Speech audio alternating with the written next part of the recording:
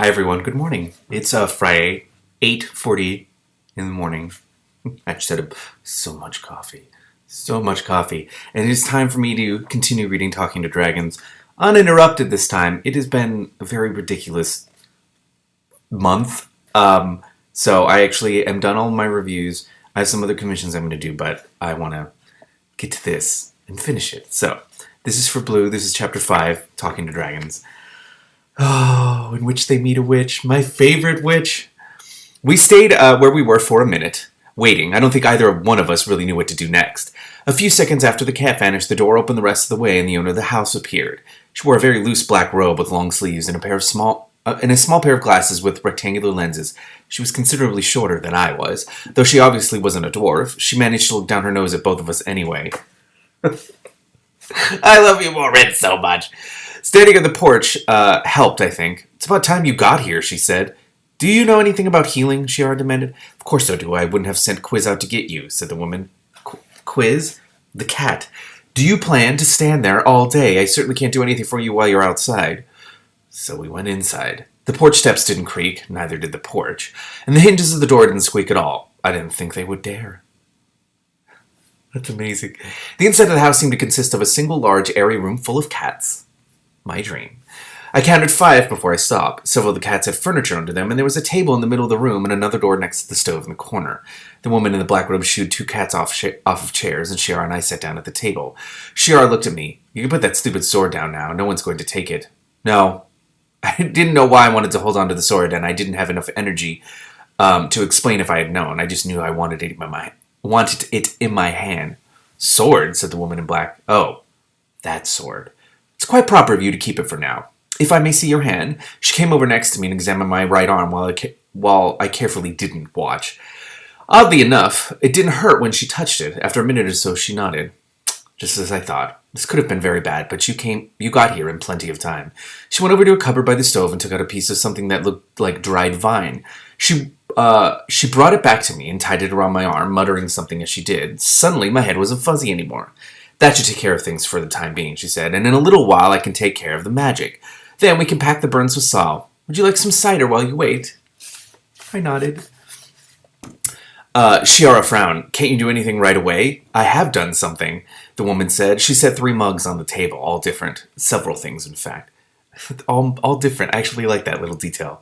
All my mugs are different as well, because I like getting single, interesting... Never mind. I sent Quiz out to bring you here, and I have stopped the damage from spreading. I've also made gingerbread, which should finish baking any minute now. Gingerbread, Shiara blinked. Daystar is hurt. Why are you baking gingerbread? For you to eat, Morwen said. Why were you expecting me to make a house out of it? Well, no, but... never mind that... That's particularly funny given what I read yesterday in Discworld. Oh, never mind the gingerbread. How did you know to send a cat for us? Who are you anyway? The woman looked through her glasses. I know a lot of things. I'm a witch. My name is Morwen. And you? She stopped. The cats looked at us. Pleased to meet you, I said. This is Shiara, and I'm Daystar. Why do we have to wait? Shiara asked again. Mixing magic and cooking is never a good idea, Morwen said. Magic and food, too. Don't worry, the gingerbread won't take much longer. She got out a large jug and began pouring the contents into the mugs. There, she said as she set the jug down. Help yourselves, I'll be back in a minute. Morwen went over to the second door and opened it. I got a glimpse of a small yard with a square garden, a well, and 2 more cats. Then the door closed with a swish of black robe. I stared at my mug, wondering how I was going to pick it up without putting my sword down. Then I heard a sniffle and turned my head. Shiara was not crying much. What's wrong? I said. It's all my fault, Shiara said miserably. If you hadn't been with me, you wouldn't have run into that wizard at all, and if I hadn't insisted on hiding that stupid staff, your hand would have gotten... Her voice trailed off into snuffles. I sighed. If you want my handkerchief, you'll have to get it out yourself, I said, and it's probably still pretty wet. But you can have it if you want. That made Shiara look like she was really going to burst into tears. Fortunately, just then the door opened and the witch came back in. When she saw Shiara, she set down the plant she was carrying and produced a large black handkerchief from somewhere inside her sleeve. That is quite enough of that, she said, handing the handkerchief to Shiara. It does nothing constructive. It makes everyone else feel bad, and it is extremely self-indulgent. Drink your cider. You'll feel much better. Oh, Morwen! Just then, one of the cats made a loud noise, sort of a cross between a purr and a meow. Good. The gingerbread is done, Morwen said. She got it out of the oven and gave us each a piece. Shiara looked much better by that time, even if she still didn't really I'm sorry, even if she still didn't seem really happy. Mormon put a large pot of water on the stove and then started sorting through the plants she had brought in. After a minute, she frowned. 2 sprays, or 3, she muttered. I suppose I'd better look it up. She put the plants down and went out again. A few seconds later, she came back holding a book. Saw a room full of shelves behind her before the door closed. I blinked. Oh, he's going to experience the joy of that door. My head didn't feel fuzzy, but I was sure that a minute ago the door had led out to the yard. I looked around the room, but there weren't any other doors except for the one we'd come through. Finally, I decided to ask, "Excuse me, Morwen, but would you mind telling me where that door leads?" Morwen stuck a finger in the book and looked up. Wherever I want it to go. What good is a door if you can't get somewhere useful by walking through it? Exactly. Why is that technology in our world? Magic. Within reason, of course. She went back to the book. I thought about it for a minute, then I decided not to think about it. I was afraid it was going to make sense. Bless. Instead, I looked at my cider and my gingerbread. I was just about ready to put the sword on the floor so I could eat when a Mormon set the book down next to the plants and looked over at me. "Gee, sir, you aren't..." Oh. Of course, you're still holding the sword. No, don't put it down yet. This will only take a few more minutes. She picked up a handful of plants. Come here, please, both of you. We got up and walked over. Morwen had me stand next to the stove, holding the sword across the front of my chest so that the tip of it rested on the pot of water. Shara was behind me, with one hand on my right arm just above the dried vine. It took a while before Morwen was satisfied with our positions, but finally she stepped back. Very, very good. Stay just like that until I'm finished, please. She reached inside one of her sleeves and brought out a silver knife. She dipped the knife in the pot of water, then began muttering over the plants she was holding. Immediately, all the cats jumped down onto the floor and formed a half circle around the stove, with Morwen and Chiara and me in the middle. They just sat there with their eyes glowing and only the tips of their tails moving in tiny twitches. Suddenly, there was a sizzling noise from my right. The water was boiling. Morwen gave a shout. Then she held the plants high over her head and said loudly, "By the darkness of the stone's heart, by the silence of the sea's tears, by this whisper of the sky's breath, by the dawning of the star's flame, do as I will thee." Just as she finished, she threw the plants into the boiling water. A cloud of steam puffed out of the pot, smelling of herbs and magic and gingerbread, and I sneezed. The steam spread out around me and got thicker. It smelled more and more like herbs and magic and less like gingerbread. My right arm started to ache, and my left arm started to tingle. The ache got stronger, but it stayed where it was. The tingles spread. In another second or two, I was tingling all over except for the arm that was aching. By now, the steam was so thick I couldn't see anymore, but I could still feel Chiara's hand in the vine Morwen had tied around my arm. For what seemed like a long time, nothing else happened. Then one of the cats yowled. I saw Morwen's hand, the one holding the silver knife, come out of the mist. "In the king's name," Morwen's voice said, and the knife cut the vine from my arm and pulled it away. My sword flashed once, very brightly. Most of the steam settled on my right arm and turned black. The ache started to creep upward, and something that felt like lightning or wind ran up my left arm and down my right one. I heard Chiara gasp. Then, the black steam stuff dropped off my arm into a slimy blob on the floor. My right arm stopped hurting, and my other arm stopped tingling, and everything felt normal again. I let my breath out and looked around. Morwen was looking in my direction with an expression of extreme distaste. "That," she said, "was an exceptionally nasty wizard. He deserves what's coming to him." "What's coming to him?" Chiara asked hopefully. "I don't know, but he certainly deserves it." Yes! Oh my god. Anyone who would keep a spell like that in a staff... She shook her head and looked down. "I do hope it doesn't disagree with the cats." I followed her gaze. The cats had formed a small mob and were playing with something I'd rather not describe in detail. I looked up again very quickly and took a step backward. I bumped into Chiara and remembered that Morwen had said not to move until she was finished. "I'm sorry," I said to both of them. "It's quite all right. You can sit down now," Morwen said. "And if you don't want to put your sword in your sheath, you can lean it against the wall. You won't need it for the time being." Oh, this is going to be so interesting because tell him! There's so much you need to tell him. Oh... I followed Morwen's instructions and sat down at the table again. I didn't realize until I reached for the gingerbread that although my right hand felt better, it didn't look any better. I didn't have time to worry about it, though, because Morwen was already standing by my chair with some oily-looking salve and bandages. She worked on my hand while I ate gingerbread and cider left-handed. We finished about the same time, and I thanked her. "You're welcome," Morwen said. "Now perhaps you would explain how you got into such an uncomfortable situation. I have a general idea, but I would appreciate a few details."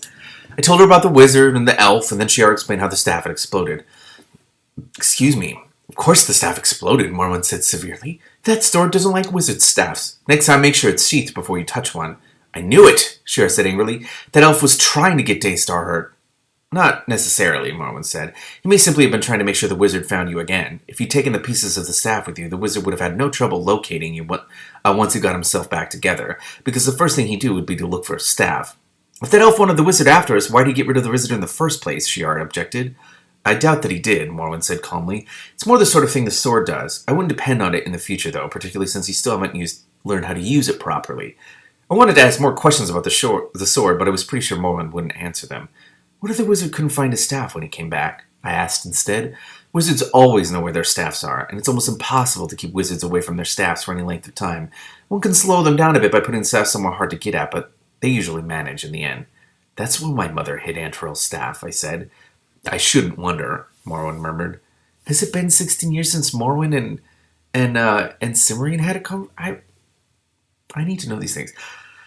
Now, I strongly suggest that you rest for a while, Daystar, and while you're doing so, I will talk with Shiara in the library. She stood up and nodded to me. Shiara frowned and opened her mouth to say something. Then she looked at me and seemed to change her mind. All right, she said.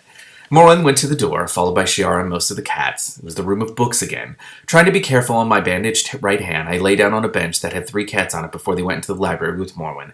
I fell asleep almost immediately. When I woke up, I could tell by the way the sunlight was slanting in through the windows that it was late afternoon. There wasn't anyone else in the room, except for the black and white cat who led us to Morwen's house. It was sitting in the middle of the table, washing its tail. Hello, I said, and thank you very much for bringing Shiara and me here. The cat looked up briefly, decided I was uninteresting, and went back to cleaning its tail. Cat Quiz is very, very pleased with that, I imagine. I shifted a little. The bench was hard. I felt much better than I had when I lay down. Then the back door opened. This time it was the door to the yard, and Morwen came in. You're awake. Good. Shiara has been waiting for you. I sat up just as Morwen saw the cat on the table. She frowned at it. Child of scorn, she said sternly. You are not allowed on the table. The cat looked at Morwen. Morwen looked at the cat. After a minute, the cat jumped down on the floor, or did its best to pretend that the floor was exactly where it had wanted to be all along. Cats. Morwen shook her head. You'll have to excuse the Grand Inquisitor. He knows he did me a favor when he brought you here, and he's inclined to take advantage of it. I would have sent Cass, but I was afraid you wouldn't pay attention to her. Cass? Cassandra?